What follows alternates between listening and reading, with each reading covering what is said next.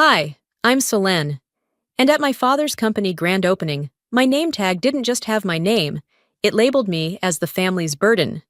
I stood there, surrounded by champagne glasses and forced smiles, while my family laughed at my expense. But that was just the beginning, because behind the wealth and prestige, behind the Moreau name, were lies, the kind that erased my mother, the kind that stole everything from me. And when I finally uncovered the truth, they didn't just try to silence me, they tried to destroy me. But here's the thing about people who think they can control you forever. They never expect you to fight back. I never wanted to come. When the invitation arrived, gilded edges, embossed lettering, an ostentatious display of Moreau wealth, I had every intention of throwing it in the trash. But then Isolde called. "Just show up, Solène," she had urged. "Let them see you're still standing." So here I was, standing outside Moreau Industries' grand new headquarters, staring at the towering glass facade that reflected Chicago's city lights like a beacon of power and privilege. My family's empire, a kingdom built on control, appearances, and a legacy that had no place for me. I exhaled, adjusting the sleek black dress I had chosen. Not too bold, not too understated, a balance of defiance and restraint. If I was going to walk into the lion's den, I would do it on my terms. Stepping inside, I was immediately swallowed by the opulence. Crystal chandeliers bathed the room in a golden glow, the scent of expensive cologne and champagne filling the air. Conversations hummed, business deals, strategic alliances, power plays disguised as pleasantries. The Moreau way. And there he was, Magnus Moreau, my father. Surrounded by Chicago's elite, he laughed at something an investor said, his presence commanding yet effortlessly detached. He hadn't noticed me yet. Or maybe he had, and chose to pretend otherwise. Across the room, Vespera stood with Celine, the two of them an image of polished perfection. They were already watching me, their expressions unreadable, but their amusement palpable. I knew this wasn't a welcome. This was a spectacle. I squared my shoulders and walked in. I made it halfway across the ballroom before I saw it. A small, elegant table near the entrance, neatly arranged with name tags for the guests. An old trick of Vespera's. Networking, she called it. Control, I knew better. I skimmed the names absently at first. Magnus Moreau, CEO, Vespera Moreau, Moreau Charitable Foundation, Lucien Moreau, future successor, Celine Moreau, social icon. Then I saw mine, Solène Moreau, the family's burden. My breath caught, my fingers tightening instinctively. At first, I thought it was a mistake, some cruel joke. But then I heard it. Celine's laugh. I turned, and there she was, a flute of champagne in hand, eyes glinting with amusement. "Come on, Soli," she drawled, raising her glass. "Don't tell me you're offended by a little joke?" Vespera was beside her, ever the composed orchestrator of social cruelty. She tilted her head, her voice smooth as silk. "Networking events should be fun, dear. Don't take things so personally." A slow heat rose in my chest, but I refused to let it show. Not here, not now. I glanced around. Several guests had noticed, discreetly stealing glances in my direction. No one spoke, no one intervened. Because this was how it always was. A small, calculated humiliation, just subtle enough that if I reacted, I would look like the problem. I should have seen it coming. I inhaled slowly, fingers loosening around the name tag. My pulse thrummed in my ears, but I willed my expression into something unreadable. If they expected a scene, I wouldn't give them one. Instead, I smoothed the tag out, aligning it perfectly with the others on the table. Then, I picked up a glass of champagne from a passing server, turned toward the room, and smiled. If they wanted a show, I would give them one. The chatter around me buzzed, but my mind was elsewhere, locked on the name tag, the smirk on Celine's face, and the buried memories that had just resurfaced. I moved through the room like a ghost, present yet detached. Every polite smile, every murmured toast, every carefully curated exchange. It was all part of the act. This was a stage, and I was the only one who refused to play the role assigned to me. I needed air. Stepping toward the back of the venue, I let the cool evening breeze from the balcony wash over me. I should have left the moment I saw that name tag, but something held me here, something deeper than pride or defiance. Then I heard it. Strange how your mother just disappeared from the picture, isn't it? I froze. A man's voice, low but deliberate, carried over from a small circle of investors near the bar. He swirled his whiskey, his words casual, but they hit me like a punch to the gut. Magnus chuckled, his tone measured. Life takes people in different directions. The investor smirked. Right, and yet some disappear more thoroughly than others. Magnus's smile didn't falter, but something flickered in his eyes. A warning. The conversation shifted. Laughter filled the space, but I barely heard it. I turned, my pulse quickening. Was my mother forced out? Was her absence not voluntary? Across the room, I caught sight of Isolde. She wasn't watching the investors. She was watching Magnus and Vespera, and the look in her eyes told me she knew something. The weight in my chest grew heavier. I needed answers. Slipping away from the crowd, I wandered down the hall where the offices were. I knew this building well. Before I had become an inconvenience, Moreau Industries was supposed to be my future too. Magnus's office door was slightly ajar. That wasn't like him. He never left things unsecured. Something told me to step inside. The room smelled like leather and expensive scotch. Bookshelves lined the walls, and his massive mahogany desk sat in the center, an altar to his authority. Everything was in perfect order. Everything except a single drawer, slightly open. I hesitated. Then, with a steadying breath, I reached for it. Inside, a stack of neatly arranged documents. But it wasn't the business reports that caught my eye. It was the envelope tucked between them. Yellowed with time, edges worn. My name was on it. I pulled it out, my hands trembling. The handwriting was unmistakable, my mother's. Swallowing hard, I opened it. Selene, I tried to reach you, but they never let me. I hope one day you find this. The words blurred as my vision swam. I gripped the letter tighter, forcing myself to read on. She had written about the divorce, about how Magnus and Vespera controlled everything, even her ability to see me. How they had twisted the narrative, ensuring that when she was gone, she would never be able to return. How she had never wanted to leave me behind. My breath came in short, sharp bursts. I had spent years believing she had abandoned me, that she had walked away and never looked back. It was all a lie. A shadow fell over me. I turned sharply, heart pounding, only to find Isolde standing at the door. Her eyes flickered to the letter in my hands, and her expression softened. You found it, she said quietly. The walls felt like they were closing in. You knew? She hesitated. Not everything, but I had my suspicions. My stomach twisted. Rage, grief, betrayal, they all tangled together inside me. Why didn't you tell me? My voice was barely above a whisper. Isolde sighed. Because you weren't ready to hear it. She took a step closer, her voice low but firm. And because they expect you to lose control. If you lash out now, they win. Understand? I clenched my jaw. I did understand. But that didn't make it any easier. I carefully folded the letter, tucking it into my clutch. This wasn't over, not by a long shot. Straightening my dress, I squared my shoulders and stepped back into the party, now seeing every smiling face for what it truly was.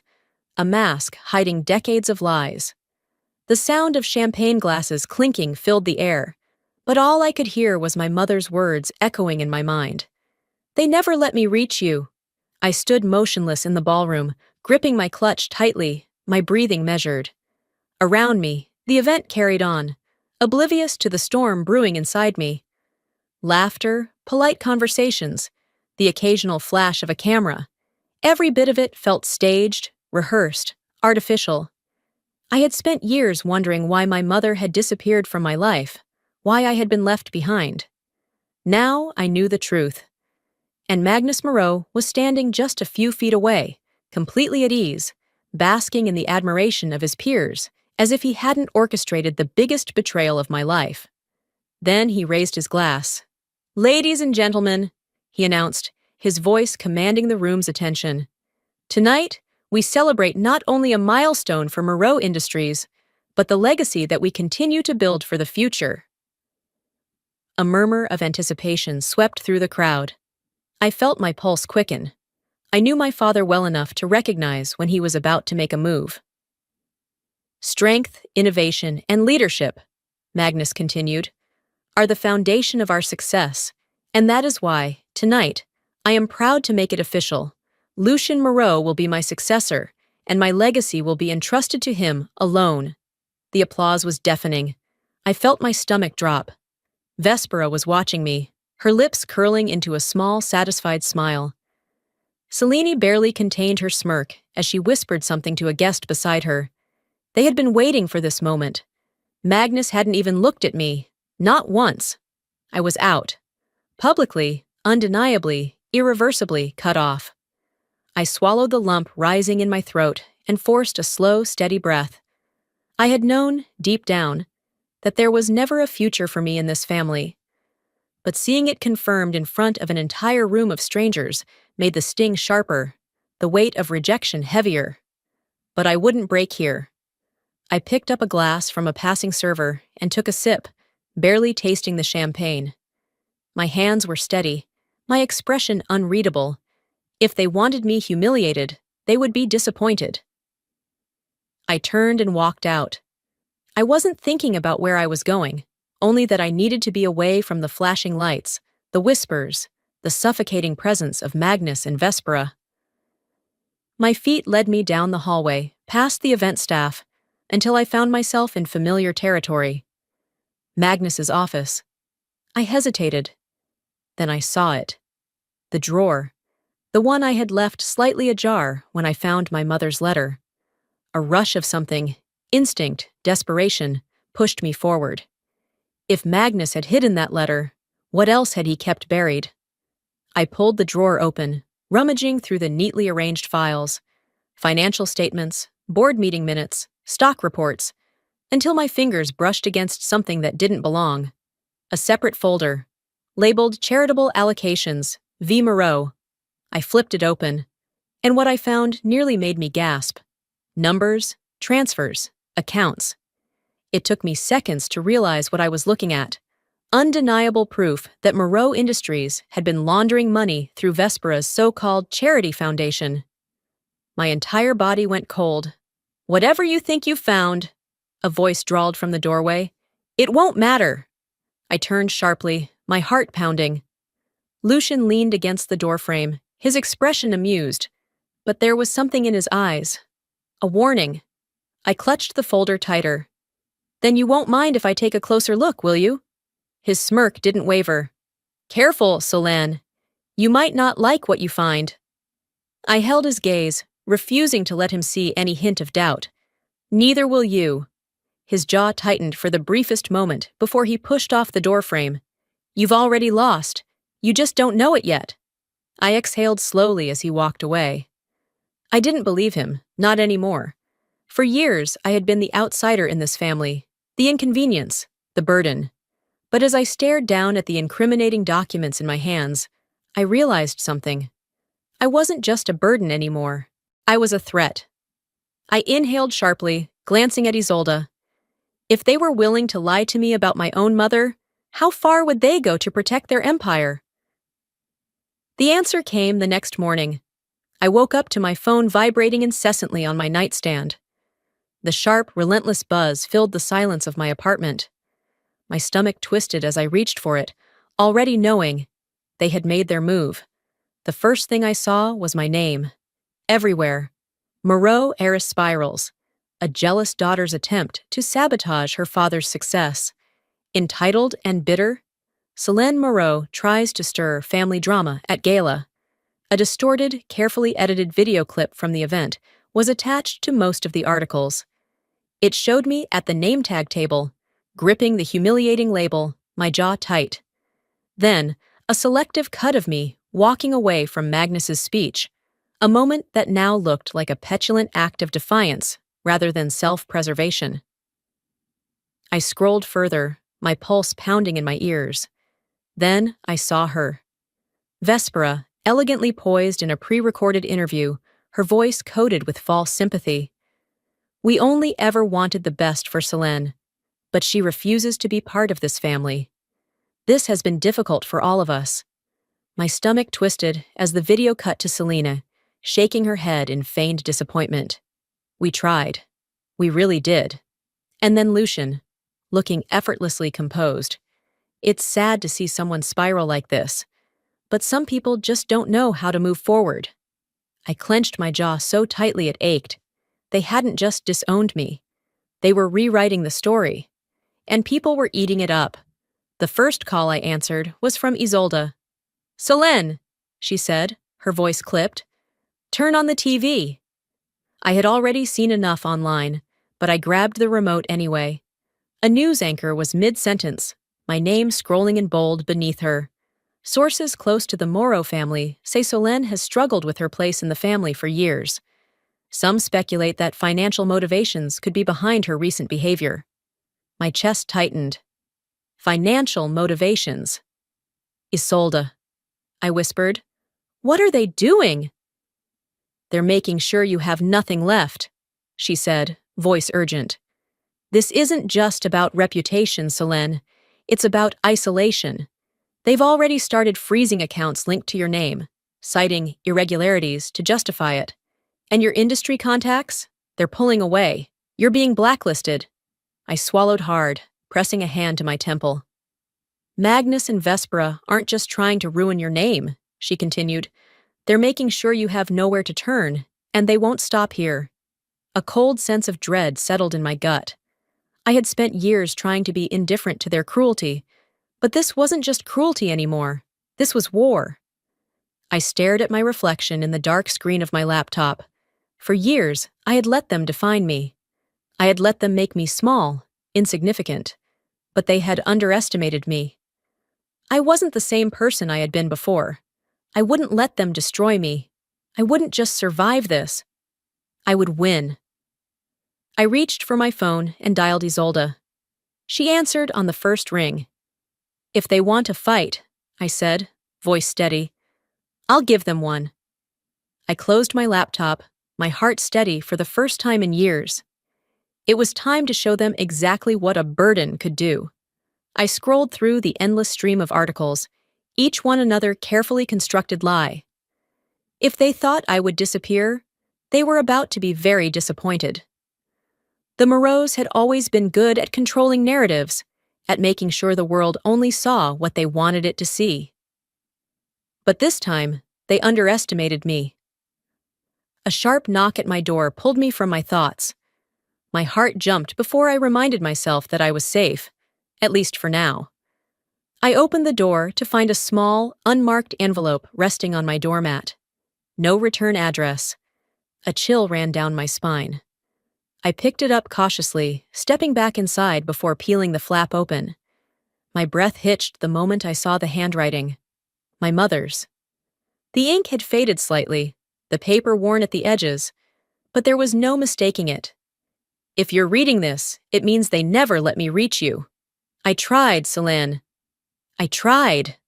My hands shook as I read on. She wrote about the divorce, how Magnus had orchestrated everything to ensure she had nothing, how he had blocked every attempt she made to contact me, spinning the story so that I would believe she had simply walked away, how she had been afraid. The Moreau name is built on lies, Selene. Money laundering, coercion, secrets buried beneath wealth and power. They don't let go of people like us. Be careful. My chest tightened as I reached the last lines. They won't let you go either. The words blurred as a wave of emotion crashed over me. Grief, fury, and something heavier, something colder. I clenched the letter in my hands. I had spent years feeling abandoned, resenting her for leaving, but she hadn't left me. She had been erased. A buzzing sound snapped me out of my thoughts. My phone. I answered without checking the caller ID. "Selene." It was Isolde. Are you okay? I swallowed, my voice barely above a whisper. I got a letter from my mother. A pause. Then, softly, what did it say? I stared down at the pages in my hands, the truth unraveling before me. It said I was never supposed to find out. Hours later, I sat at my desk, the letter beside me, my fingers drumming against the surface. I knew the Moreaus operated in shadows, but my mother's warning confirmed what I had always suspected. There were things happening beneath the surface that were far worse than the world knew. And I needed proof. I reached for my laptop, logging into a secure server I hadn't touched in years. I still had contacts, people who specialized in uncovering the things that powerful families worked so hard to hide. I typed in a name. Celine Moreau. If Magnus and Vespera were planning their next move, Celine would be part of it. And I had a feeling her engagement wasn't the fairy tale she wanted people to believe. It didn't take long. A few messages, a few calls, and then the confirmation came through. Celine's fiancé was drowning in debt. The engagement was a business transaction, not a love story. A carefully crafted power move to secure Celine's position, orchestrated by Vespera herself. I clicked on Celine's latest social media post. True love, built on trust and honesty. My lips curled into a humorless smirk. I copied the files I had been sent, saving them to my encrypted drive. Celine had always thrived on the illusion of perfection. Let's see how she handled the truth. The call from Isolde came just before midnight. "What are you planning to do?" she asked, her voice cautious. I exhaled slowly, my fingers brushing against the letter from my mother. "They took everything from me, Isolde," I murmured. "It's time I take something back." I placed the letter beside the incriminating documents, my resolve hardening. If my mother warned me to be careful, it only meant one thing. I was closer to the truth than they ever wanted me to be. I stared at the names on the documents. Powerful men, untouchable by law, all connected to Moreau Industries. And I had proof. It should have felt like a victory, but I knew better. Because the Moreaus never just defended themselves. They attacked. The first sign came when I stepped into my office. The silence hit me before anything else. My assistant avoided my gaze. Conversations died when I passed. A few colleagues exchanged knowing glances before turning away entirely. I felt it in my gut. Something had shifted. I barely had time to set my bag down before my phone buzzed. An internal message. HR meeting. Immediately. I exhaled slowly, grabbed my notepad, and made my way down the hall. Inside, the head of HR sat stiffly across the table, a folder open in front of her. "There have been concerns about your integrity, Celine." I kept my expression neutral. "Concerns from whom?" She hesitated. That was enough of an answer. "I assume this has nothing to do with my actual performance," I continued, leaning back. "And everything to do with my last name." Her lips pressed into a thin line. "We received allegations that confidential company data was leaked under your credentials. Given the nature of these accusations, we're putting you on immediate leave pending an internal review." A bitter laugh nearly escaped me. Lucian. This had his fingerprints all over it. "You don't actually believe this," I said. The HR director didn't meet my eyes. "I'm sorry, Celine. That told me everything I needed to know." I stormed into Lucian's office without knocking. He was sitting behind his desk, scrolling through his phone, utterly unbothered.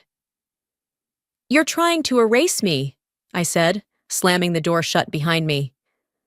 Lucian finally looked up, one eyebrow raised. "You erased yourself the moment you decided to turn against this family." I clenched my fists at my sides. "So this is your strategy? Cutting me off wasn't enough? You want to ruin my career too?" He leaned back, smirking. "You don't have a career without us, Celine. You never did." I felt my jaw tighten. "You think I need you?" I asked, voice dangerously even. "You think I won't survive without the Moreau name?" Lucian sighed dramatically. "Celine, let's be honest. You were always the weak link. The moment you stepped out of line, you became disposable." I took a slow, deliberate step forward. If you wanted me to walk away, I said, you should have left me with something to lose. For the first time, a flicker of something crossed Lucian's face. Uncertainty. And that was all I needed. That night, I met Isolde at a quiet corner cafe, the kind of place no one would think to look for me. She slid into the seat across from me, expression wary. What did they do? She asked. I handed her my suspension notice. She read it quickly, then exhaled through her nose. Lucian? I nodded. They think they've won, I said, taking a sip of my coffee. They don't realize I'm just getting started. Isolde studied me for a moment. What's your plan? I pulled out my phone and typed a single message to a journalist contact I hadn't spoken to in years. Then, I turned the screen toward her. A single file attachment, just enough to plant the first seed. Let's see how Lucian handles a taste of his own medicine, I murmured. The next morning, whispers began. Are the Moreaus hiding something? Why is there a discrepancy in their charity funds? Lucian Moreau, next in line for his father's empire, but at what cost? By midday, the first article had dropped. Lucian was already calling, but I ignored it. I smirked as I closed my laptop. Let them think I was weak. It would make my next move all the more devastating. Lucian had always been predictable, arrogant, reckless, and convinced of his own invincibility. That would be his downfall. But Magnus? He was a different beast entirely. When the formal invitation arrived, I wasn't surprised. A sleek envelope, thick cardstock, embossed lettering. Moreau Industries' signature brand of intimidation disguised as sophistication. It was an invitation to meet with him. Magnus Moreau didn't summon people unless it benefited him, which meant he had a problem.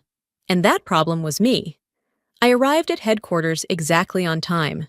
No earlier, no later. If he wanted to play power games, I wasn't going to give him the satisfaction of appearing eager. The assistant led me through the familiar hallways, my heels clicking against polished marble floors. Magnus was waiting in his office, seated behind an expansive desk, fingers steepled together in that calculated way of his. He gestured toward the chair across from him. Sit. I didn't move. I prefer to stand. His mouth barely twitched. Suit yourself. Then, without preamble, he slid a document across the desk. This is my last act of generosity toward you, he said smoothly. I glanced down. A non-disclosure agreement, a financial settlement, enough money to disappear and start over. Silence had a price, and he had just named it. You think you can buy me? I asked, keeping my voice even. Magnus leaned back in his chair, unbothered. I think you can be reasonable. Take the money, Selene. Move on. I picked up the papers, skimming them. The sum was generous, life-changing for most people. But I wasn't most people. You're either with this family, Magnus said, or you're against it. I set the documents down carefully. Then I guess we both know where I stand. For the first time, his mask cracked, just for a fraction of a second. He had expected me to fold, to cut my losses and walk away. He still didn't understand. I wasn't playing their game anymore. I was rewriting the rules. I turned and walked out, leaving the papers untouched on his desk. That night, something felt wrong the moment I reached my apartment door. The lock was intact, no signs of forced entry. But as I stepped inside, the air felt different. Then I noticed it. My belongings had been moved. Not stolen. Shifted. A glass was slightly out of place on the counter. My desk chair had been adjusted. A book I had left on the coffee table was turned the wrong way. Someone had been here. My stomach twisted. My phone buzzed. An unknown number. I hesitated, then answered. Silence. Then a voice. Low, unfamiliar. Stop digging, Miss Moreau, or you'll end up just like her. The line went dead. A chill ran down my spine. This wasn't just about Magnus anymore. I met Isolde in secret, my pulse still pounding from the call. She looked at me, her expression grim. Selene, if they feel threatened enough to do this, you need to leave. I exhaled slowly, gripping the edges of the incriminating documents. Leaving wasn't an option. Not anymore. I locked eyes with Isolde. "No," I said. "I'm going to finish this." The game had changed. This wasn't just about revenge anymore. It was about survival. I had spent years allowing my family to dictate the narrative, to paint me as the burden, the disappointment, the problem. But today, I was rewriting the story. I walked into the Morrow Industries investor meeting uninvited, my heels clicking against the marble floor, my presence drawing immediate attention. Eyes turned toward me, some in shock, others in curiosity. At the head of the room, Magnus sat in his usual seat of power, flanked by Vespera, Lucian, and Celine. His expression didn't change, but I saw the way his fingers curled slightly against the table. He had expected me to disappear. Instead, I had come to destroy him. I strode forward, my movements deliberate, and placed a stack of folders onto the long conference table. "Good morning," I said, my voice carrying through the room. "Before you proceed with today's agenda, I have something for you all." The silence was absolute. I turned to face the investors, some of the most powerful figures in the business world, watching as they reached for the files. Inside, they would find everything: proof of financial fraud, offshore accounts, falsified reports tied directly to Morrow Industries. "For years," I continued, "you've all believed in the illusion of Morrow Industries. Let me show you the truth." I pressed a button on the small remote in my hand. Behind me, a massive screen flickered to life. A series of documents appeared: bank transfers, hidden transactions, numbers that didn't lie. The murmurs started immediately. Whispers, hushed conversations. I saw brows furrow, hands tightening around the pages.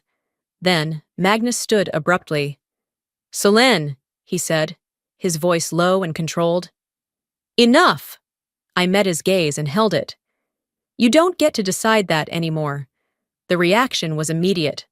Lucian lunged from his chair, knocking several folders from the table. "You think this will change anything?" he hissed, his face contorted with rage. Celine, ever the social strategist, shrank away from the cameras that were already flashing. She knew her own scandal would surface next: her sham marriage, the financial deals behind it. There was no salvaging her public image now. Vespera didn't speak. She remained eerily still, watching me with sharp, calculating eyes. But for the first time, I saw something else in them: a flicker of uncertainty. She had spent her life controlling the Morrow narrative. She hadn't prepared for this. Magnus, however, remained calm. He exhaled slowly, his fingers tapping against the table in quiet rhythm, before he spoke again. "You've made a mistake." His voice sent a chill down my spine. It wasn't a threat. It was a statement, a certainty. I swallowed, but I refused to let him see any hesitation. "No, Father," I said, my voice unwavering. "I finally did something right." The room exploded into chaos. Investors demanded answers. Reporters pushed forward, cameras flashing. The security team hesitated, unsure of who to listen to. Magnus had built his empire on control. I had just set it on fire. And as I turned to the reporters, microphone in hand, I delivered the final blow. "Now tell me, who's the real burden in this family?" The dust hadn't settled yet, but I already knew. Things would never be the same again. The Morrow name had once been untouchable, a legacy of power, wealth, and control. Now it was a scandal, unraveling piece by piece across national headlines. I watched from my apartment as the news played on the screen. The same anchors who once praised Magnus Morrow were now tearing him apart. Morrow Industries in freefall. CEO Magnus Morrow steps down amid financial fraud allegations. Lucian Morrow blacklisted from major business circles. Investors distance themselves. Celine Morrow's wedding canceled after fiancé's financial scandal surfaces. Vespera Morrow, the mastermind behind the Morrow Charitable Foundation. Has she cut a deal? I turned down the volume, leaning back against the couch. I should have felt victorious, but mostly I just felt free. A knock at my door broke the silence. I opened it to find Isolde, holding a bottle of wine in one hand, two glasses in the other. She lifted an eyebrow. Celebratory drink? I stepped aside to let her in. More like a farewell toast. We settled into the couch, the city lights flickering beyond my window. Isolde poured the wine, watching me carefully. So, she said, handing me a glass. What now? I exhaled slowly, letting the question sink in. For years, my life had been dictated by my last name, by the expectations, the power struggles, the endless fight to prove my worth. Now, for the first time, there was nothing standing in my way. A slow smile formed on my lips. Now, I said, raising my glass, I live my life. Later that night, I stood on my balcony, gazing at the city below. This time, I wasn't looking for an escape. I wasn't searching for validation or wondering where I fit in. I had walked away, and I had won. The Moreaus would spend years picking up the pieces of their ruined empire, but I wouldn't be around to watch. I had no interest in their downfall, because they didn't matter anymore. I stepped back inside, pausing just before closing the door. The name tag from that night, the one that had called me the family's burden, sat on my desk. For a moment, I considered throwing it away. Then, I smiled. I left it there, untouched. A reminder, because the truth was clear now. I was never the burden. They had always been mine. Before I step away from this story, I want to leave you with something to think about. For years, I believed that family was unbreakable, that no matter how deep the wounds, how cruel the betrayals, there was always a way back. But the truth is, not all families are meant to be held onto. Some are built on love and support. Others, they are built on control, obligation, and fear. Walking away wasn't easy. It took losing everything to realize that I was never the burden. They were. And if you've ever been in a place where you felt like you had to shrink yourself just to be accepted, let me tell you something. You don't owe anyone your silence. Not your parents, not your siblings, not the people who expect you to play a role that makes their life easier while making yours unbearable. Sometimes the bravest thing you can do is to step away, to choose yourself. But now I want to hear from you. Have you ever been in a situation where walking away felt like the only way forward? Do you believe that family loyalty should be unconditional? Or do you think there's a point where enough is enough? Let me know in the comments. I'd love to hear your thoughts. And if this story resonated with you, if it made you think or feel something real, drop a 1 in the comments or tell me where you're watching from. And hey, if you want more stories like this, make sure you hit that subscribe button. You won't want to miss what's coming next. Until next time, take care of yourself. You deserve it.